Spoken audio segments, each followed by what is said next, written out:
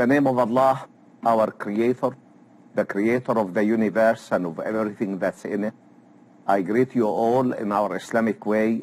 Assalamu alaikum wa rahmatullahi wa barakatuh. May Allah's peace, blessings, and mercy be with you all.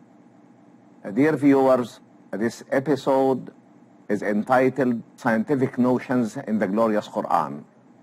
And before talking about the Glorious Quran, I would like to emphasize the fact that this is the only form of divine guidance that has been kept within the hands of man for more than 14 centuries in exactly the same language of revelation, the Arabic language, preserved by the will of the Creator, word to word and letter to letter. This is the last form of divine guidance to man. And because of this, Allah has taken the responsibility to preserve it in its entirety. And the mere preservation of the glorious Quran for that long span of time, and the divine decree is that it will be preserved until the end of this world. This preservation is one of the most prominent miracles of that book. And the glorious Quran is the final integration of the divine guidance to man that was given to Adam and Eve, may Allah be pleased with them both, on the moment of their creation, and was revealed to a large number of prophets and messengers of Allah over a very long span of time. And there had to be a final full stop to that process of divine guidance. The glorious Quran is the only form of divine guidance to man that has been kept intact in exactly the same language of revelation, the Arabic language, preserved by the will of the Creator, word to word and letter to letter. Being the last form of divine guidance, it has to be kept by a divine promise. And the mere preservation of the Quran for that long lapse of time is one of its greatest miracles. And one may ask, does the Quran contain any scientific notions? And to answer this, I have to emphasize the fact that the glorious Quran is basically a book of guidance to man in areas that cannot be clearly addressed by man, such as the area of faith, the area of acts of worship, the area of the moral code, and the area of the code of transactions with others.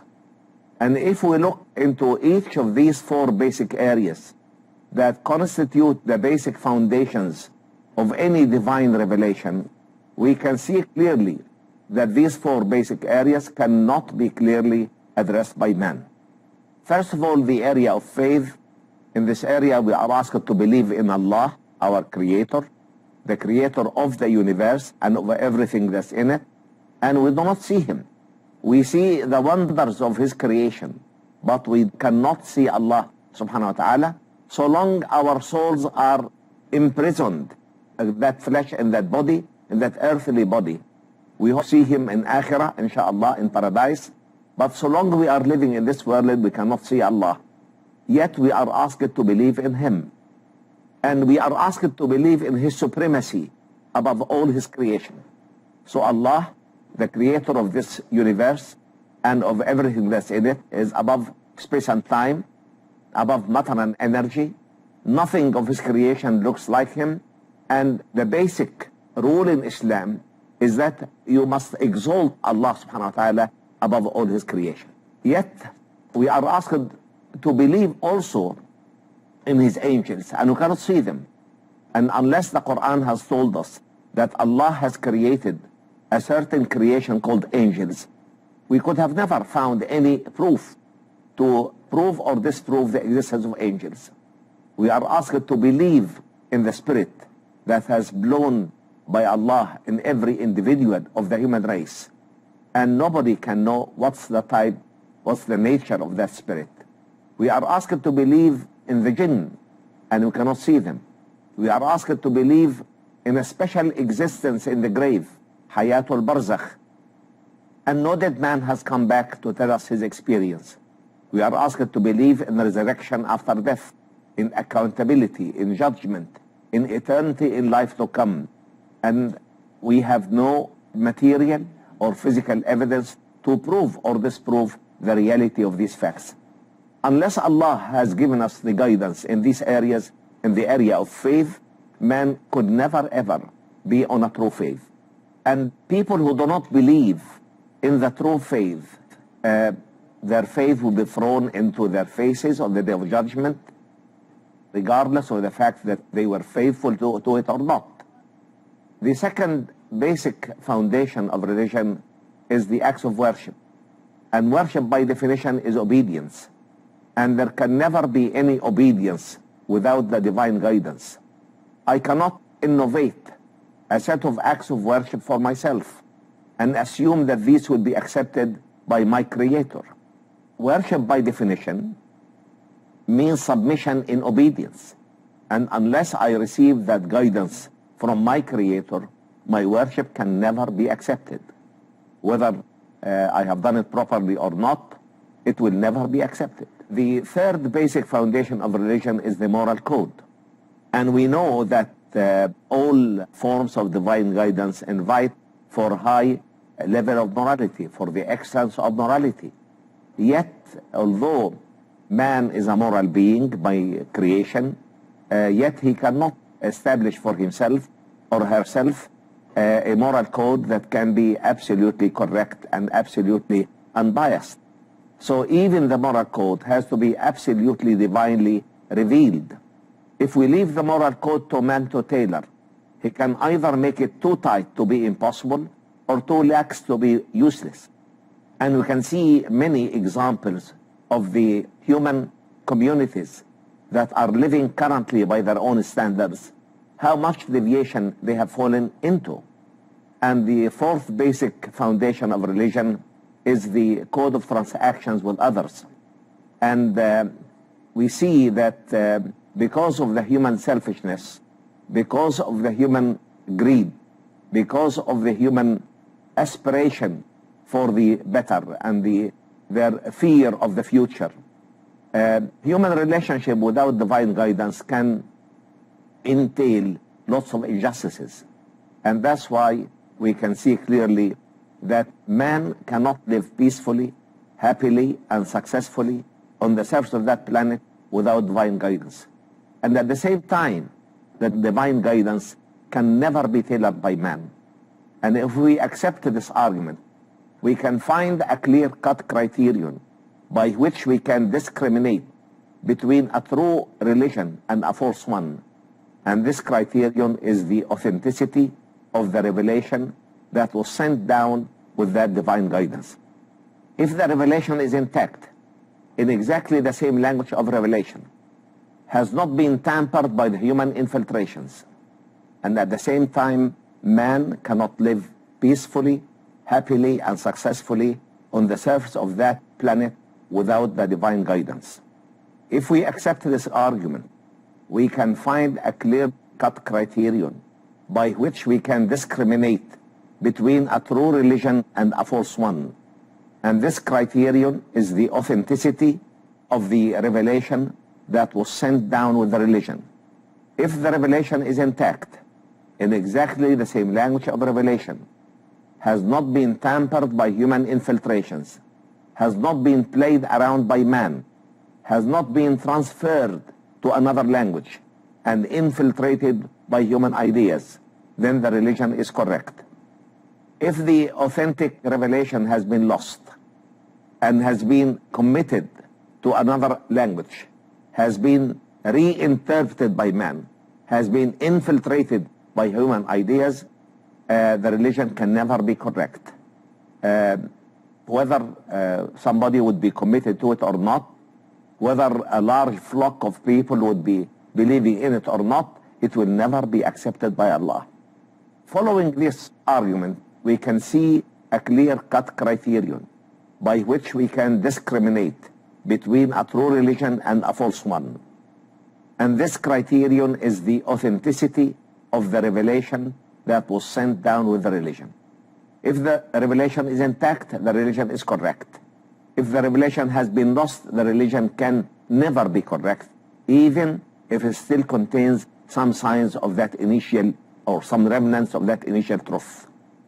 If we apply this criterion to all the isms of the time, we can see clearly that the only form of divine guidance with man that has been kept intact in exactly the same language of revelation, the Arabic language, preserved by the will of Allah, word to word and letter to letter, is the glorious Quran and the traditions of Muhammad, peace be upon him. So it becomes obvious to us that the message of the Quran is the divine guidance to man in these four basic areas that cannot be clearly addressed by man: faith, acts of worship, the moral code, and the code of transactions with others. If we accept that, why do we talk about the scientific notions in the Quran? If we read the Quran, we can see clearly that beside this basic message, the four basic foundations of religion, we can find many examples from the universe, from the earth, the moon, the sun, the solar system, the constellations, and we would wonder why these scientific notions are included in the Quran. I will stop here and I will continue, inshallah, with this topic after a short break, and then after the break I will come back to you to explain why the Quran contains more than 1,000 verses that are related to our universe.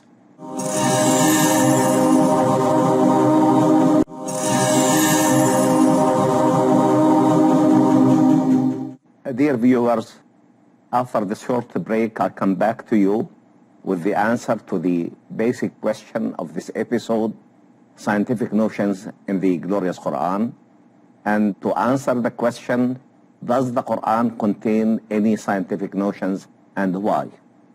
If we read the glorious Quran, we can see very clearly that amidst the main message of the Quran, which is faith, acts of worship, the moral code, and the code of transactions with others, we can find many notifications about many things of the universe, many things of the cosmos we are living in, talking about the earth, the moon, the sun, the solar system, the planets, the constellations, the totality of the universe. We find talk about many plants and their products, many animals and their products, and one would wonder, why should a book that is basically a form of divine guidance to man include more than 1,000 cosmic verses? And what's the reason behind that? Of course, we know that every messenger from Allah subhanahu wa ta'ala had enough material miracles that can testify to his prophethood or his messengerhood. And these miracles were mainly from amidst what the people of that prophet has excelled. So Prophet Moses, peace be upon him, came at a time when magic was at a climax. So Allah gave him enough knowledge to nullify the work of the magicians. Prophet Jesus, peace be upon him, was sent down at a time when medical treatment was at a climax. And that's why Allah gave him enough knowledge to excel the medical doctors of his time. Prophet Muhammad sallallahu alayhi wasallam came at a time when the main area of excellence of the Arabs was eloquence, the excellence of speech. And that's why Allah gave him the Quran to challenge the Arab at the peak of excellence of eloquence to produce a chapter like it, a surah like it, or even 10 surahs like it, or a book like it. And the Arabs at that peak of excellence could not face that challenge. And this challenge is still there up until our time. And no sane person could stand up and say that, yes, I could produce a surah like the many surahs in the Quran. Because of this, the area of excellence of the Arabs was eloquence, and the Quran came to challenge them to produce a single surah of the Quran, single chapter of the Quran, and they failed to do that. So this was a convincing evidence to the prophethood of Muhammad, peace be upon him. And Allah has told us in the glorious Quran that Prophet Muhammad, peace be upon him, is the seal of that long chain of prophets and messengers sent by God, by Allah subhanahu wa ta'ala, for the guidance of man.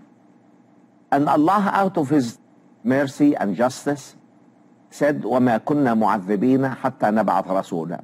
We were not to punish without sending a messenger. And Prophet Muhammad is the seal of that long chain of prophets and messengers. No prophet or messenger can come after Muhammad, peace be upon him.